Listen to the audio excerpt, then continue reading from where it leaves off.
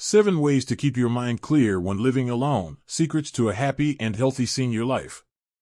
Dear friends, have you ever woken up on a quiet morning, looked around the empty house and asked yourself, am I really living or just surviving?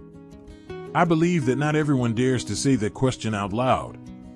But at our age, when our children are grown, our spouses may no longer be around, or even when we choose to live alone, that quietness, sometimes, becomes too much. Too much that it makes our minds no longer as flexible as before, and our memories seem to fade away with each lonely afternoon. I once read a very good sentence: people never really grow old if they keep their curiosity in their minds. And curiosity only flourishes when we are truly awake, truly present in every moment of life. So how do we maintain that sanity when every day we have to face meals alone, evenings without talking, and sometimes a nameless nostalgia? That is the reason why I want to invite you to join me in today's conversation. Together we will explore 7 simple but extremely effective ways to keep the mind alert, even when living alone. No need to change too much, no need to rush into big things. Just love yourself enough, a little bit each day. Well, let's start from the first thing, something that sounds simple, but has a deeper power than any brain tonic. Do you remember when was the last time you learned something new? Maybe it was learning how to use the smartphone your grandchild gave you, or learning the name of a flower growing along the fence next door. 1. Learn something new every day, a gift for your brain. You know, our brain is like a muscle. If we don't use it, it will weaken and slow down. But if we exercise it regularly, it will remain as flexible as when we were young. Science calls it neuroplasticity, the ability of the brain to change and develop regardless of age. In other words, your brain can absolutely learn new things whether you are 65, 75, or even 90 years old. Just learn something new every day, a small thing, a cooking tip, or a new exercise, and you are watering the memory and information processing ability in your brain. I have a friend named Linda, who is 73 years old and lives in Oregon. She spends 15 minutes every morning learning how to play the piano through online videos. I don't expect to perform anywhere, she laughs. I just want to try something that I've always found strange. And you know, she says, since she started learning piano, she feels her mind is clearer, she sleeps better at night, and most importantly, she's less bored. You don't have to learn to play or draw if that seems too far-fetched. Start with something close to home. Maybe learn the names of birds that often appear in your garden, or simply memorize an old friend's phone number instead of looking it up in the phone book. Each time you do that, you're exercising your brain. And then one day, you'll suddenly realize that you remember better, think faster, and most importantly, find life more worth living. However, learning alone is not enough. Like a garden, if you just plant seeds without taking care of them, the plants will not grow. After sowing the seeds of knowledge every day, we need to nurture our souls and emotions too. The second way I want to talk about is storytelling and listening to yourself. Have you ever tried to tell yourself a childhood memory? Or sit down and write down on paper the things you are grateful for in life? When we live alone, the stories in our memories are easily forgotten. But strangely enough, every time we open our mouths to tell a story about a period of our lives, whether it is to our children, our neighbors, or even to the cat sleeping next to us, our minds become brighter and clearer. We recall small details, deep emotions, and from there, a part of our memory that we thought was lost is reawakened. I have an 81-year-old uncle in Vermont who lives alone after his father passed away. Every evening, he writes a few lines in a small notebook: what he ate today, who he met, what he thought, what he remembered. He said it was a way for his mind to talk to itself, and also a way for him to remember who he was. Writing doesn't just help you remember, it also helps you heal. Science has shown that journaling, especially positive things, improves mood and cognitive function, especially in older people. If you don't like writing, you can also record your voice recounting a memory, or call an old friend to reminisce. Each call is a time when memories are awakened, and more than that, a time when connections are made. Storytelling helps us remember, but there's something else that sharpens our minds: movement. Not of the body, but of the fingers. 3. Keep your hands busy, and your mind will follow. Have you noticed that when you embroider, knit, garden, or even dust, your mind becomes quieter and more focused? Research from the Mayo Clinic in Minnesota has shown that activities that use your hands, especially fine skills like knitting, puzzles, and model building, can reduce the risk of memory loss in older adults by up to 30%.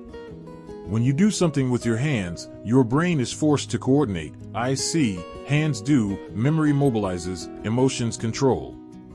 A wonderful chain of coordination. I once met Helen in Texas. She is 76 and an old lover of a 1965 Singer sewing machine. She still has it, and every time she sits down to sew, she says, "I'm not just sewing clothes, I'm sewing memories." Her hands tremble slightly, but each stitch is as steady as her heartbeat, steady, slow, but full of life. You don't have to be an artist. Just do something with your hands, fold paper, arrange photos, plant a tree, anything that makes you stop, focus, and connect. When your hands are busy, your mind has no room for forgetfulness to creep in.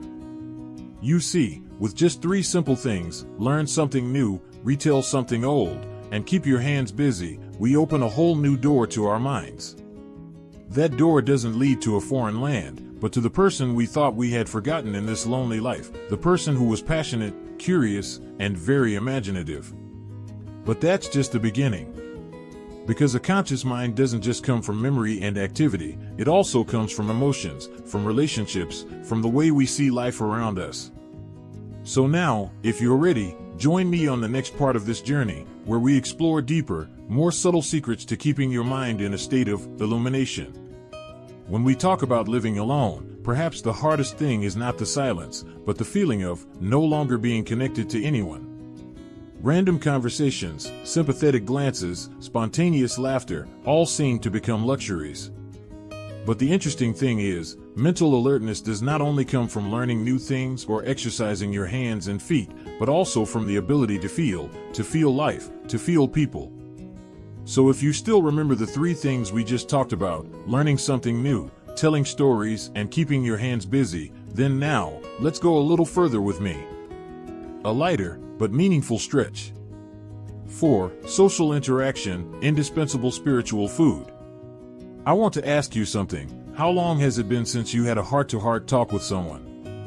A conversation for no specific reason, not to ask about social things, but simply to be connected, to be listened to, and to be yourself. We older people often think, "Oh, don't bother anyone," or "the kids are busy, I'm used to it." But you know, it's that prolonged silence that shrinks our brains. A study from Harvard University, spanning more than 75 years, shows that the only factor that helps people live longer and happier is not wealth or physical health, it's quality relationships. People who maintain good relationships, even just a few close friends, tend to have sharper minds as they age and are less likely to develop dementia. You don't have to have dozens of friends or be in a festive mood all the time. Just call an old friend once a week, visit a neighbor, or attend a meeting at a church or community center. I know an uncle in Arizona. He's 78 years old, lives alone, but attends a book club at the library every week. Not because he loves books, he laughs, but because he loves listening to others. Every time they share, I feel like I'm living in the same world as them, not left behind, he says. That's the magic of communication. It not only makes you feel connected, but it also makes your brain work harder. When you listen, your brain analyzes. When you respond, your memory is activated. And when you laugh, oh my gosh, what good chemicals are released for your brain. A free dose of mental medicine. So, if you haven't talked to anyone today, pick up the phone. Don't think too much. Call. A call can be the rebirth of a whole memory and the brightest mirror for your mind. But in a single life, besides communicating with others, there is another conversation that is even more important, the conversation with nature. 5. Spend time in nature, your best friend who always listens. Nature never speaks, but it always makes our minds calm, clear, and more alert than ever. Have you ever sat under a tree, watched the sunlight through the leaves, and felt your heart calm down? That's not your imagination, it's a real effect on the brain. Science has proven that just 20 minutes a day outdoors, whether it's walking around the block, gardening, or simply sitting on the porch, can reduce cortisol levels, the stress hormone, and improve the brain's focus. In California, I met Doris, 80, who still grows tomatoes in small wooden boxes in her front yard. She said, "Every time I touch the soil, I feel like I am still useful, still creating life." You see, just a few tomato plants, but her brain feels refreshed every day. Nature also teaches us about rhythm, when to rest, when to work. Listening to birds chirping, watching clouds drifting, breathing fresh air, all are light meditation activities, helping the brain escape the dullness of loneliness. You don't have to go to a big park or deep forest. If you have a balcony, put some small pots of flowers. If not, just open the window every morning, look at the trees or the sky. The important thing is that you allow yourself to connect with the outside world, naturally, without pressure. We, at this age, don't need much grandeur. A gentle breeze, a blooming flower, a ray of sunshine at the end of the day, all are enough to make our hearts flutter. And every time our hearts beat, our minds are rejuvenated. However, in all the things we do, learning, telling stories, communicating, being in harmony with nature, there is still a silent but powerful factor that affects the alertness of our minds: sleep. 6. Sleep, the gatekeeper of memory. Many people think that sleep is when the brain rests. But in fact, while we sleep, the brain is actively working, cleaning, organizing, consolidating memories. A study at the University of California, Berkeley showed that lack of sleep in older adults disrupts the ability to memorize new information and increases the risk of memory loss. On the contrary, people who sleep enough, deeply, and regularly have much sharper memories and thinking. Have you ever felt lethargic and foggy-headed all day after a bad night's sleep? That's because your brain doesn't have a chance to recharge. It's like trying to use a phone without charging it. So, prioritize sleep like you prioritize meals. Create a bedtime routine, turn off the lights and TV at least 30 minutes before bed, and avoid drinking tea or coffee in the evening. I know there are nights when you can't sleep, your thoughts are wandering, your heart is racing, or simply, there's no one to hold. But on those nights, you can try this: put your hand on your chest, close your eyes, and whisper to yourself, "Everything is okay. I'm safe." Repeat 3 to 5 times, breathing deeply and slowly. This technique has helped many older adults return to a peaceful sleep. Getting enough sleep is fundamental, but when you sleep deeply, you're laying the foundation for the next day, a day with a clear, flexible, and vibrant mind. You see, we've come a long way, from learning, remembering, to connecting, living in harmony with nature, and nurturing sleep. Each of these may seem small, but they are tightly woven together, creating a safety net for our minds. And there's one more thing, last but not least, that I want to spend a whole section exploring with you. So, if you're still sitting there, with me, with your cup of tea slowly cooling down, hold on to that last bit of warmth, because we're about to move on to the next part, where the story concludes with a gentle but powerful message. A clear mind starts with a grateful heart. 7. Gratitude, spiritual medicine for the brain. I remember one autumn afternoon in Oregon, I visited my old friend Martha, 83 years old, living alone in a small house in the pine forest. She has no children, her closest relatives are in another state, but she is always radiant. When I asked her for her secret, she just smiled and said, "Every day when I wake up, I write down 3 things I am grateful for. Some days it is because the sun is beautiful, some days it is because the daisies have just bloomed, and some days, simply because I am still alive to see a new day."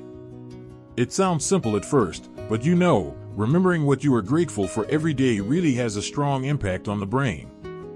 A study by the University of California, Davis has shown that people who regularly practice gratitude have higher levels of happiness, sleep better, less stress, and especially, better memory. They have less cognitive decline in old age than the group that does not practice this. Why? Because when we focus on things we are grateful for, no matter how small, we are rewiring our brains, shifting our attention away from negativity or loneliness and onto things that nourish our spirit. Gratitude is also an invisible bridge between us and life itself.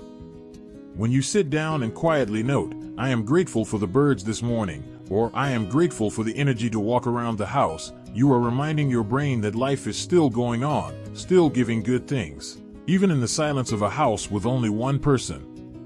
I know some people will think, "But I have nothing to be grateful for, and I know how it feels." There are days when it is really hard, when you open your eyes and find emptiness all around. But it is on those days that finding something to be grateful for is more precious than ever. It could be a souvenir photo, a cup of fragrant tea, or simply, your feet still carrying you to the window. Gratitude doesn't require much.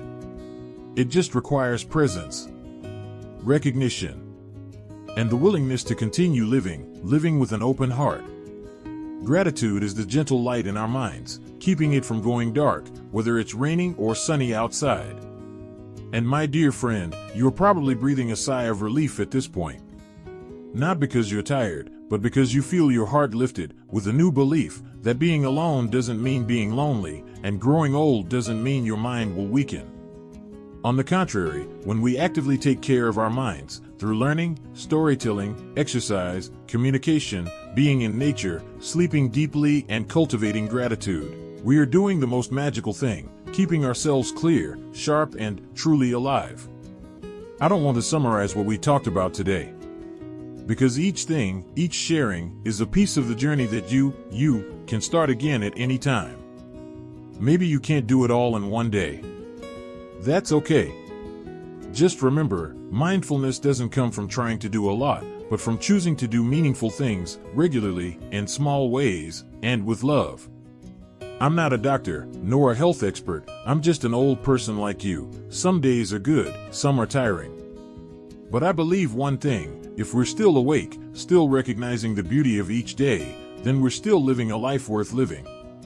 Age can't dull our minds unless we let it go. And today, you didn't let go, you listened, thought, felt. That says a lot. Before we say goodbye, if you find these helpful, don't hesitate to share your thoughts in the comments below. I'd love to hear your story, a habit you keep, a memory that makes you smile, or just a friendly hello. And if you find this video helpful for your mind, please like the video, subscribe to the channel, so we can meet again in the next conversation. Remember, a clear mind is not something far away. It is in the way you live each moment. And you absolutely deserve it, at any age. Wishing you a happy and healthy life at any age, and always keep the gentle light in your soul. Thank you for listening, goodbye, and see you in the next video.